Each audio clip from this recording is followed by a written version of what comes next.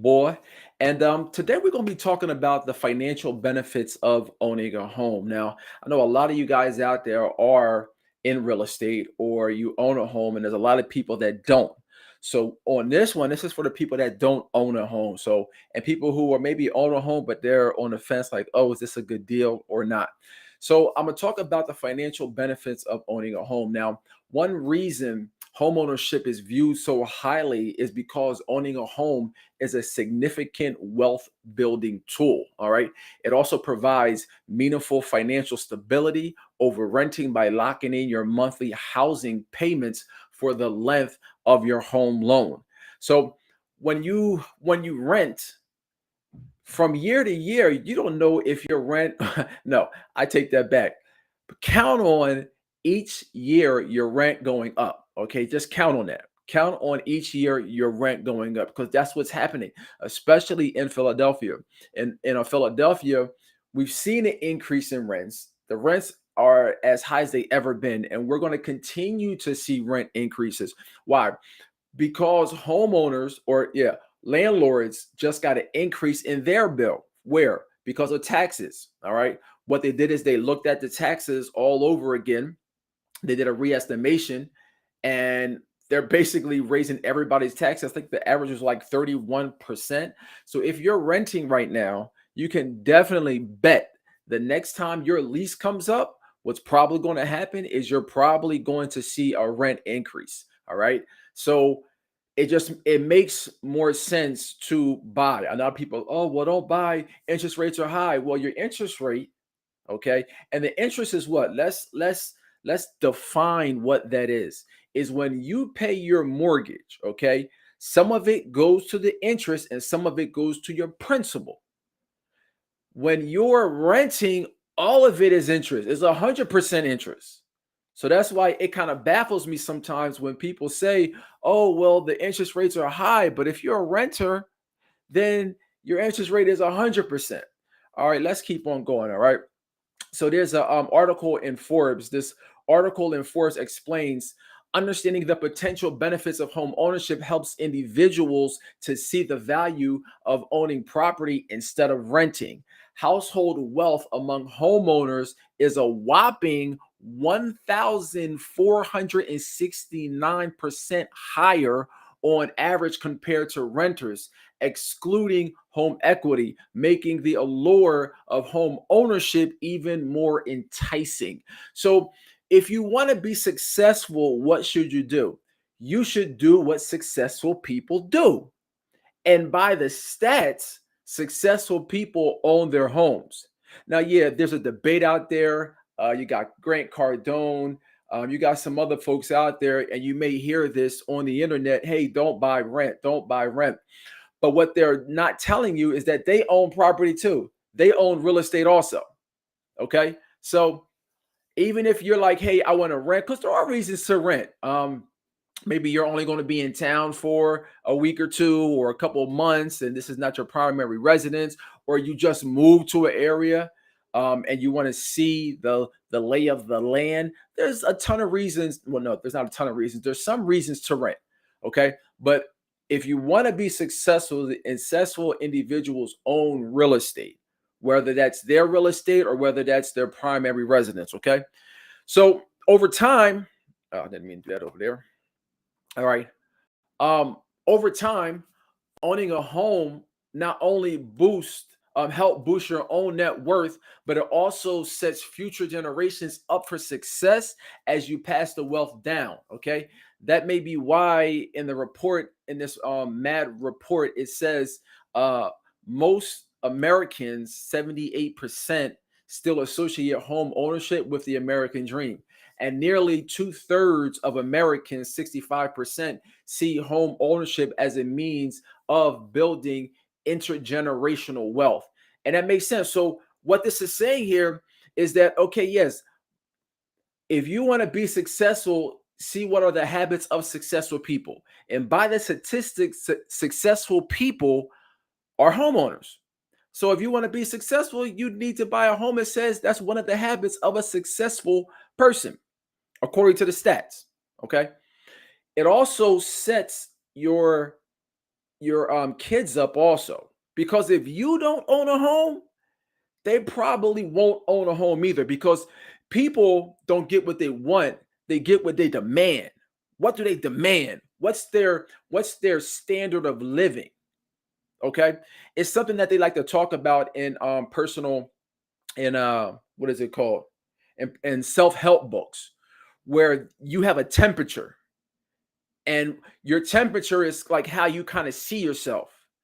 So just like when you're in a home, and you can be hot and a person could be cold next to you because of their internal temperature.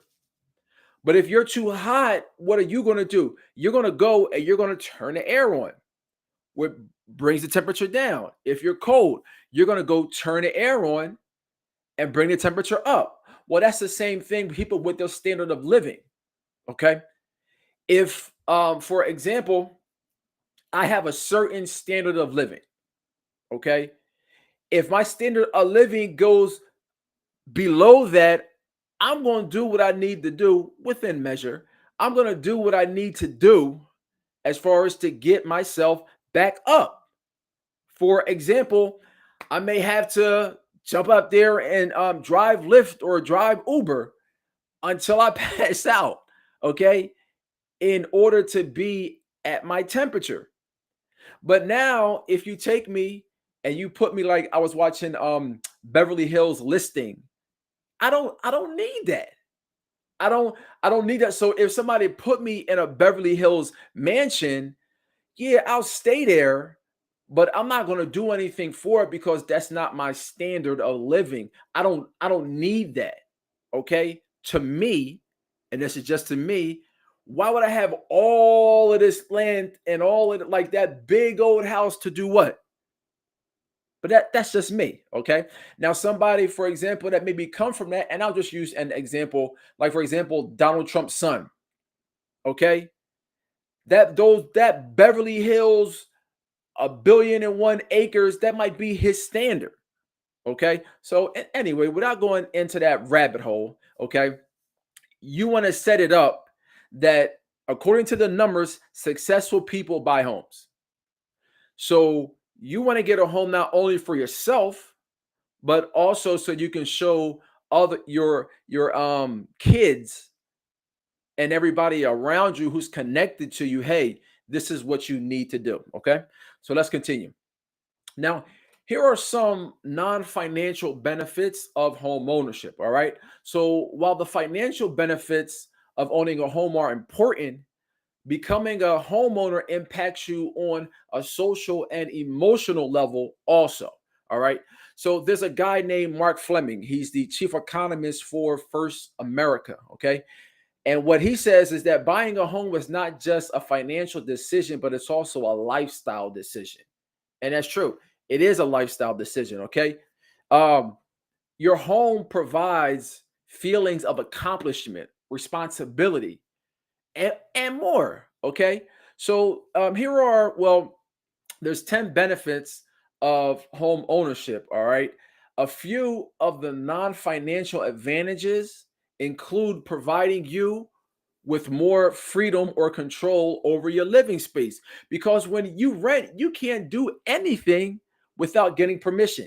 You got to get permission from this person. You got to get permission from you got to get permission from the landlord to paint the hallway. You got to get permission from the landlord to change the rugs. You got to get permission. It also gives you a sense of pride, and it does give you, hey, I own my home. When you're talking to a person, and listen, this is crazy, okay? But of course, I'm a realtor and I speak with individuals every day, some renters and some buyers.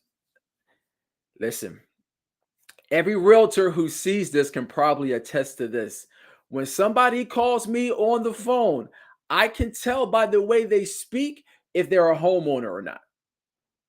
I can tell when somebody calls me up, and I know by how they talk if they're a homeowner or if they're a renter. It's absolutely crazy.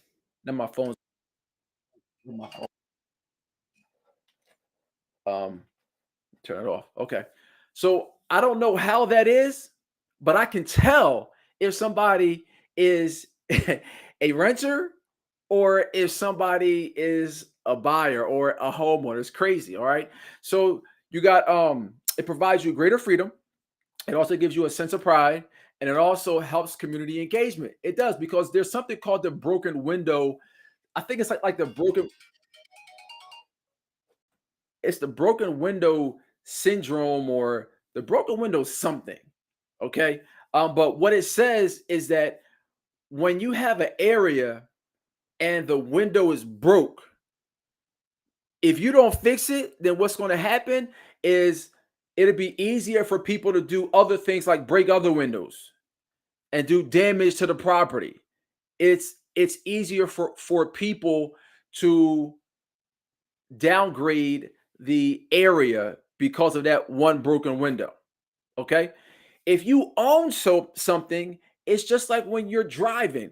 When you're driving and it's your car, you take care of it, right? Well, when it's not your car and it's a rental car, man, you slamming the door and you eating, and you got food all in the seats. You don't care. Well, it's the same thing with a house. If you own that home, there's a sense of pride. You're more involved in the community because you own that property. So you care if that home across the street, if the window gets broke. You care about that. Okay. All right. Next. So what does that mean for you? All right. If the definition of the American dream involves greater freedom and prosperity, then home ownership could play a major role in helping you achieve that dream. While it may feel challenging to buy a home as these mortgage rates go up and these prices rise, if the time is right for you, then there's an incredible benefit waiting for you at the end of your journey. Okay. Um, you'll have to you'll have a place that you can grow your wealth. You'll have a place that you can call your own, and you can also feel more comfortable. Okay. NAR, which is the National Association of Realtors, what they say is that research has consistently shown that home ownership is also associated with multiple economic and social benefits to individual homeowners. Home ownership has always been an important way to build wealth. And that's true, because number one, what other investment do you take a part of and you control the whole thing? Number one. And then number two, that you can leverage, meaning what? That you get a loan to buy that asset. There's not a lot of investments like that out there. And what usually happens with a lot of people is when they buy the home, what happened is, okay, it builds equity. So when they become grandparents or when their kids get older, there's not a lot of other places where you can get a windfall of money like that. Maybe inheritance, so when somebody dies, or if you sell a business. But there's no other investment like that you're going to get this windfall of money. Number one, but it's an investment to where you know what your monthly mortgage payment is going to be for that home. Okay, so bottom line is, buying a home is a powerful decision and a key part of the long-term dream of many Americans. All right. And if home ownership is part of your dreams this year, let's connect. Let's go over the process. The process is not cumbersome. The process is easy. You just have to know the steps. Okay. And the first thing is to get with a qualified real estate agent. Okay. That's the first thing. Okay. All right, guys, I'm gonna let y'all out of here. Just wanted to drop that on y'all real fast. Again, the financial benefits of owning a home, even though interest rates are going up, and you see a lot of people standing on the mountain saying, "Oh, this now's not the time to buy." They don't know the future. They don't know the future. Okay, but what we do know is that the habits of successful people are to be homeowners. All right. This is Colin Nathan Alim, the real estate boy. If you're looking to buy a home, sell a home, or invest in real estate, I got you. All right, y'all. Take care.